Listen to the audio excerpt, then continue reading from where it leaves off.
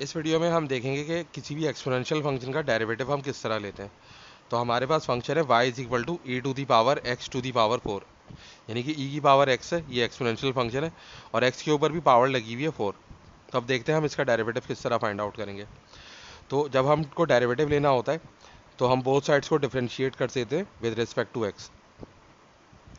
तो ये हो जाएगा dy by d x is equal to d by d x of e to the power x to the power 4। तो both sides को with respect to x differentiate करने का क्या मतलब होता है कि हमने बोथ साइड्स पे ये ऑपरेटर अप्लाई कर दिया डी बाई डी एक्स। तो देखिए जब इसको हमने y पे अप्लाई किया तो ये हो गया d y by d x, और e की power x to the power 4 पे अप्लाई किया तो ये डी बाई डी एक्स बस हमने e से पहले लिख दिया। इसका मतलब ये कि ये ऑपरेटर इसको अप्लाई हो रहा है।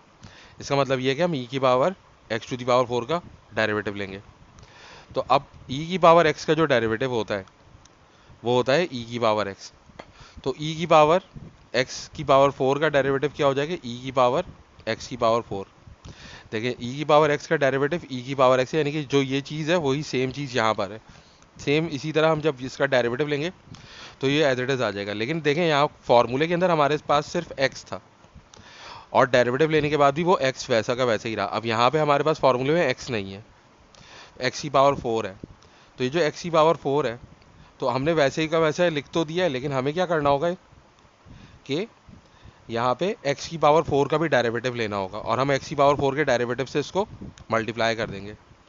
तो अब ये क्या हो जाएगा, e to the power x to the power 4 तो हमने वैसे ही लिख दिया। अब एक्स की पावर 4 का डेरिवेटिव कैसे लेंगे, अब हमारे पास एक फॉर्मूला है जिसको हम पावर रूल ऑफ डिफरेंशिएशन कहते हैं, और वो क्या है, d by d x of x to the power n is equal to n times x to the power n minus 1। यानी कि अगर एक्स की पावर एन है तो इसका हम डेरिवेटिव लेंगे तो वो जो पावर है एन वो एक्स का कोफिशिएंट बन जाएगा और एक्स की पावर हो जाएगी एन माइनस 1, यानी कि पावर में से 1 माइनस हो जाएगा। तो यहाँ एक्स की पावर 4 है तो ये 4 जो है वो एक्स का कोफिशिएंट बन जाएगा और फिर x की पावर क्या हो जाएगी 4 माइनस 1।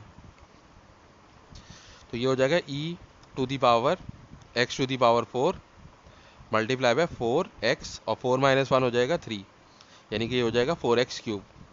और इसको हम पहले लिख लेंगे तो ये हमारे पास आंसर आ जाएगा 4x cube e to the power x to the power 4।